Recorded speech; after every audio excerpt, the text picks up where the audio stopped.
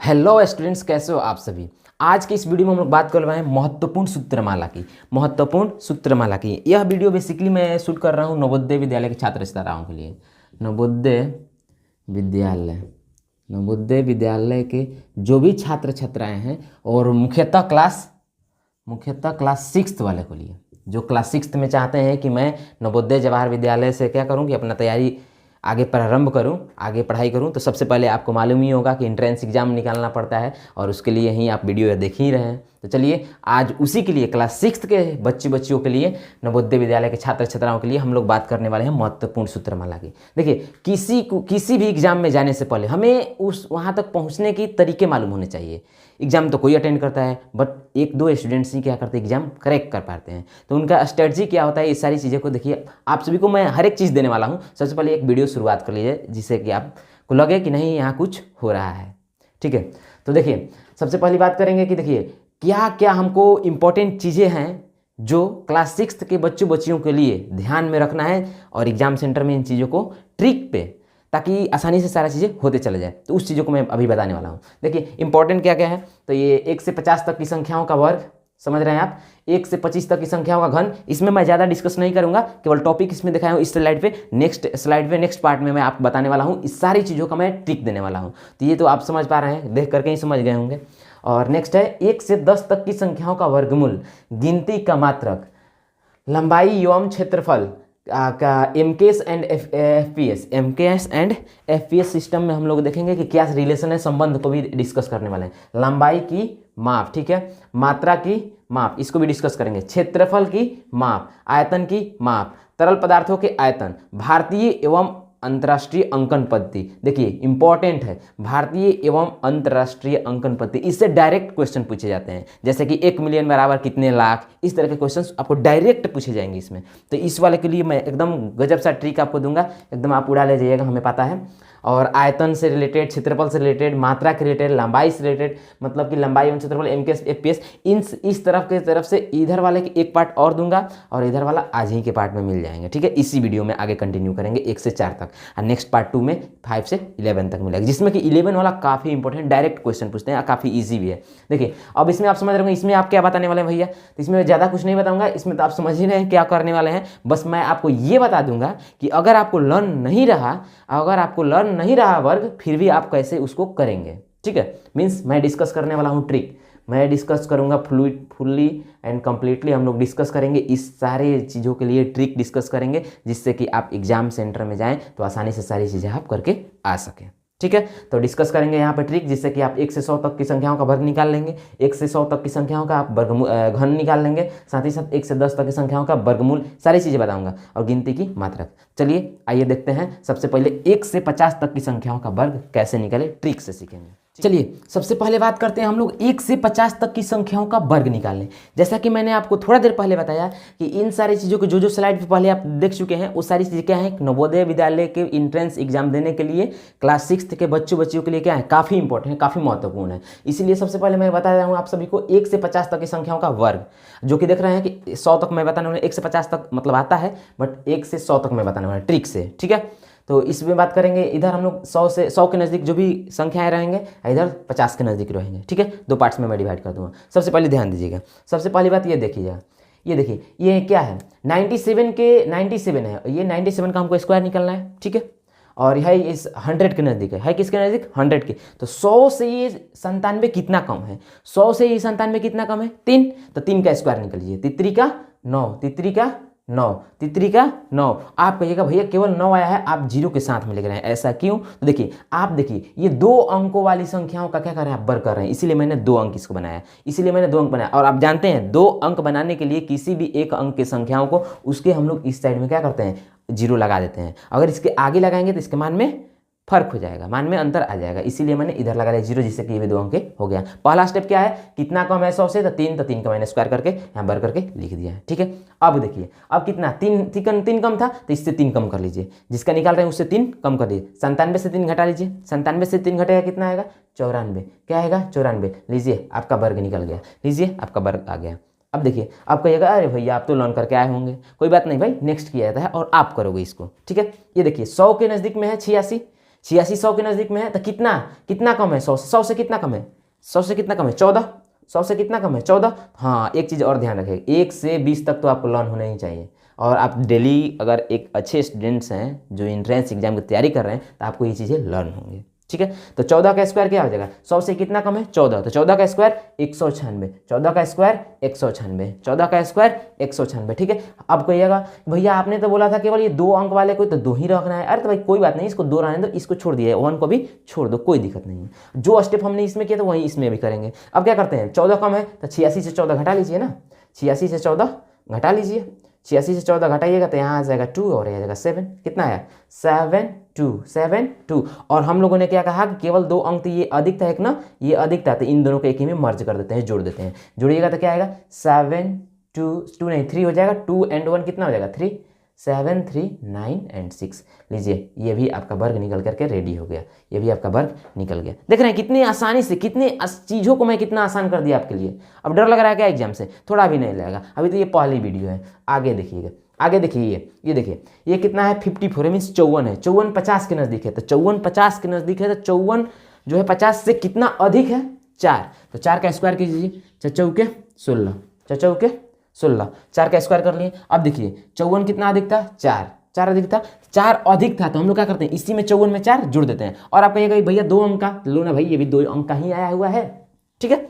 अब 54 ये 4 अधिक था तो 4 का स्क्वायर करके लिख दिया हमने, 4 अधिक था तो 4 इसमें जोड़ देंगे, 4 इसमें जोड़ देंगे। यहाँ कम था तो और कम कर रहे थे, यहाँ अधिक है तो और अधिक करेंगे, मीन्स अधिक करेंगे। 54 में 4 जोड़िएगा क्या आएगा 58। अब 58 को हाफ कर दीजिए, 58 को हाफ कीजिएगा क्या आएगा 29 29। लीजिए आपका वर्ग आपके सामने है, आपका वर्ग आपके सामने है। देख रहे हैं कितना चीज़ों को कितना आसान बना रहे हैं। ये देखिए 44 का क्या हो जाएगा 14 जो है 44 है, ये 44 जो है 50 से कितना कम है 6, तो 6 का 36, 6 का 36 हो गया। अब देखिए ये कम है, ये क्या है कम है, तो हम लोग इसको और कम करेंगे। 44 से 6 घटाएंगे, 44 से जब आप 6 घटाइएगा क्या बचेगा 38, बचेगा क्या 38। अब 38 को हाफ कर दीजिए, 38 को हाफ कर दीजिए, 38 को हाफ कीजिएगा क्या आएगा 19, क्या आएगा 19। तो देखिए ये भी इसका स्क्वायर आ गया।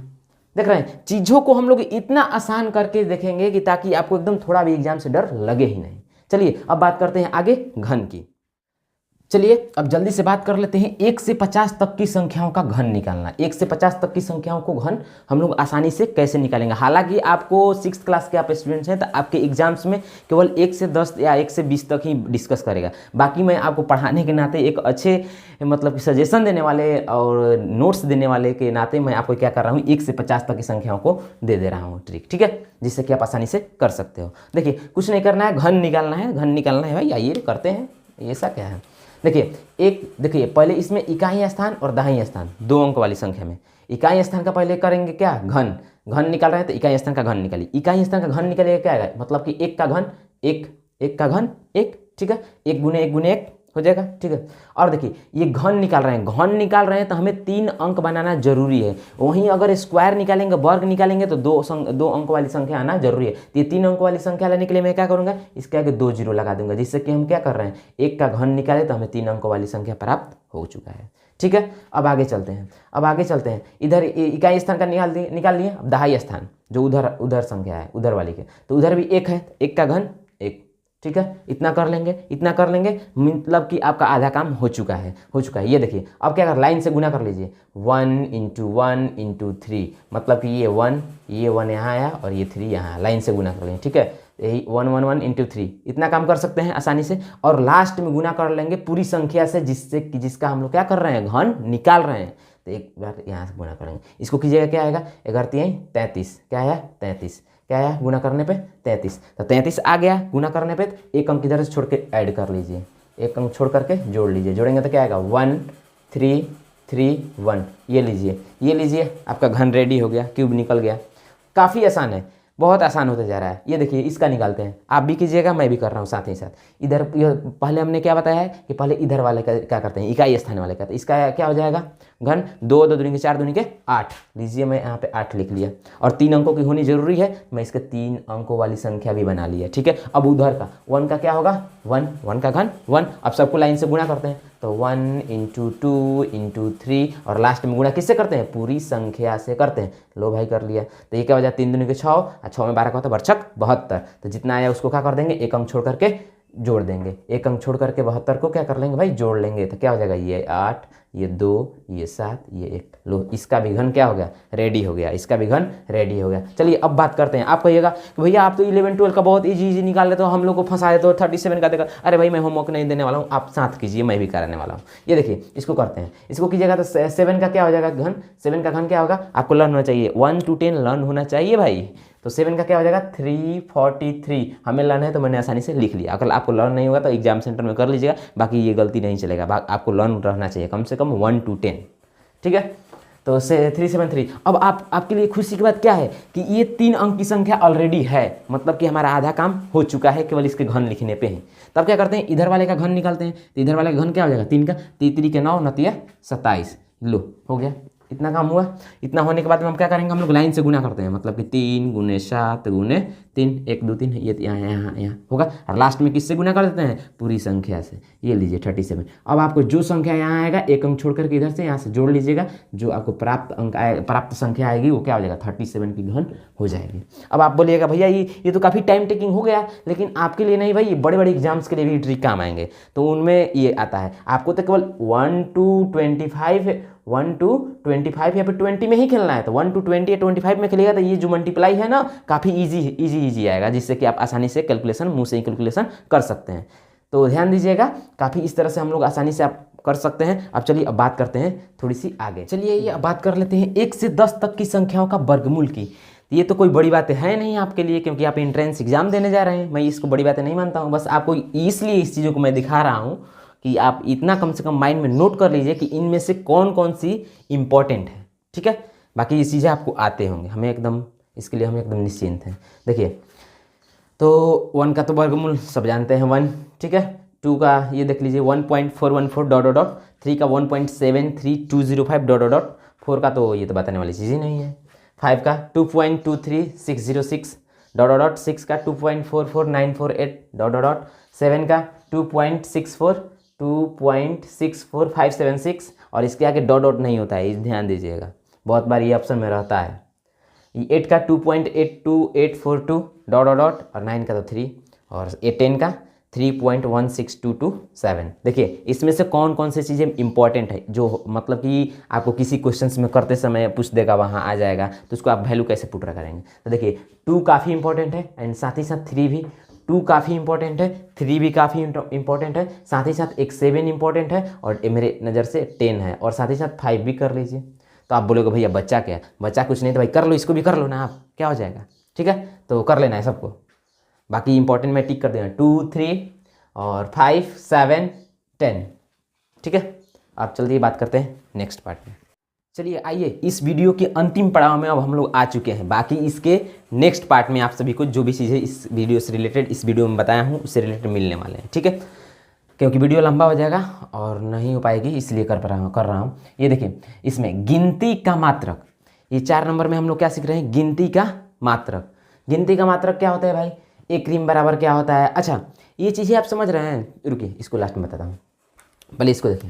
एक रिम बराबर 20 जिस्ता, एक जिस्ता बराबर 24 सीट, या फिर बहुत लोग कहते हैं 24 ताव, जो भी बोल लीजिए। एक दर्जन बराबर, ये तो भाई बताने वाली चीज़ है ही नहीं मेरे लिए, चलिए। और एक गुरुस बराबर 12 दर्जन, और 12 दर्जन होता है, ठीक है ना। अगर इकाई में पूछेगा तब चेंज कर लीजिए, क्योंकि एक दर्जन बराबर क्या होता है 12, मीन्स 12 × 12 टोटल क्या हो जाएगा 144। तो 144 क्या हो जाएगा इकाई। अगर इकाई पूछता है तो एक गुरुस बराबर 144 इकाई। देखिए पहले क्योंकि एक गुरुस बराबर क्या है 12 दर्जन है, दर्जन को फिर चेंज करेंगे इकाई में, क्योंकि एक दर्जन बराबर 12 इकाई, ठीक है। इसको चेंज कर लीजिएगा। और ये सारी डायरेक्ट क्वेश्चन ऐसे नहीं पूछेगा कि एक गुरुस्ता बराबर क्या, इसमें क्वेश्चन वर्ड प्रॉब्लम देता है कि इतना गुरुस ये यूज़ किया गया, तो टोटल इस तरह से करेगा, तो आपको वहाँ पर चेंज कर लेना होगा इकाई में, सबके इकाई सेम हो जाएंगे, देन कर लेना होगा, ठीक है। बाकी मैं क्वेश्चन कराऊंगा। एक सैकड़ा बराबर 100 इकाई, एक स्कोर या फिर कौड़ी कहा जाता है। बहुत ये सब जो वर्ड सुनने होंगे आप ना, तो बूढ़े लोग बोलते हैं, बूढ़ पुरानिया जिसको बोलेंगे। एक स्कोर बराबर या फिर एक कौड़ी बराबर क्या होगा 20 इकाई, 20 रुपये देंगे, कहेंगे लो ये एक कौड़ी है, मीन्स 20 रुपये हैं।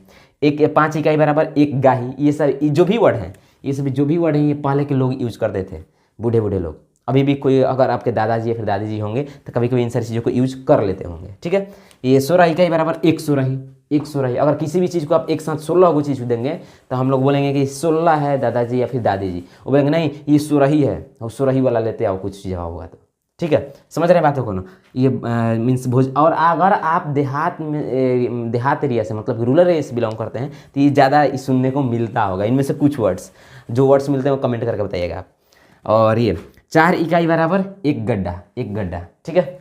और 2 इकाई बराबर 1 जोड़ा। ये तो हमें लगता है कि आप भी यूज करते होंगे, जैसा कि मैं ये black and blue marker use कर रहा हूँ, क्या है 1 जोड़ा है, ठीक है। समझ रहे हैं। तो आज के लिए इस वीडियो में इतना ही, बाकी आप लोग थोड़ा देर वेट कर लीजिए, फिर हम लोग कंटिन्यू करेंगे पार्ट 2 में, इसी को कंटिन्यू करेंगे। इसके आगे 4, 5, 6, 7, 11 तक जाएंगे, और वो वाला वीडियो काफ़ी इंपॉर्टेंट हो रहा था, थोड़ा ध्यान दीजिएगा, ठीक है। मिलते हैं नेक्स्ट वीडियो में, तब तक के लिए थैंक यू, बाय बाय। अगर कुछ अभी भी डाउट है, प्रॉब्लम है तो आप कमेंट कर सकते हैं। Thank you.